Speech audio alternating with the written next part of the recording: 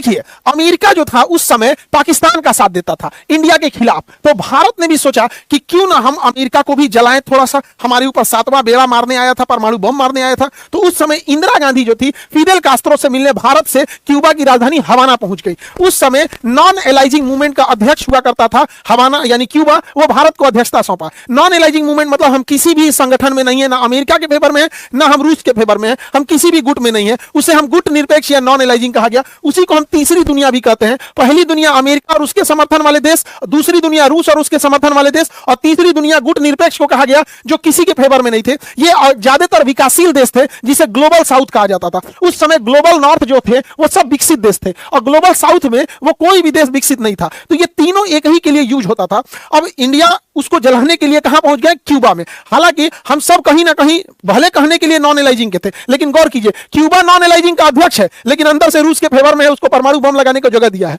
हम भारत वाले non aliasing के सदस्य हैं, अध्यक्ष भी बने थे। Even Jawaharlal Nehru, Marshal Tito, colonel Ernst Sukarno, ये जब लोगों ने ही मिलकर गुट निरपेक्ष बनाया था, लेकिन हम लोग भी रूस के फेवर में ही थे। तो हम लोग भी अमेरिका को जलाने के लिए यहां पहुंच गए। और भारत और क्यूबा के आपसी संबंध को दिखाने के लिए उस समय बहुत भव्य भारत का स्वागत किया गया था और इंदिरा गांधी को उस समय फिदेल कास्त्रो ने गले भी लगा लिया था। उस समय इसे ग्लोबल साउथ और यूनिटी को देख के दिखाया गया था। हालांकि अभी के समय में जो राजनीति जिस हिसाब से चल रही है, अभी के समय ऐसा होता तो इनको ट्रोल कर देता सब इंदिरा गांधी को। खैर उस समय की राजनीति बहुत मतलब ये चर्चा का विषय बना था। हालांकि उस समय के जितने विकासशील देश थे जो किसी भी पक्ष में नहीं थे, अमेरिका के पक्ष में रहते पहली दुनिया, रूस के फेवर में रहते तो दूसरी दुनिया, किसी के फेवर में नहीं है तो तीसरी दुनिया, ग्लोबल साउथ थे क्योंकि वो विकासशील थे। यही देश आगे जाके जब विकास किए और अपना जब लोहा मनवाए तो वो बने G20। और इसमें भी जो बहुत तगड़े निकले वो निकले हैं ब्रिक्स। ये ब्रिक्स देश है, भारत इसका संस्थापक सदस्य है ब्रिक्स देशों में। अभी तो इसमें बहुत सारे सदस्य आ गए हैं ब्रिक्स देश। ये वही ब्रिक्स है जो अमेरिका की डॉलर की कबर न खोद दिया तो आप कहिएगा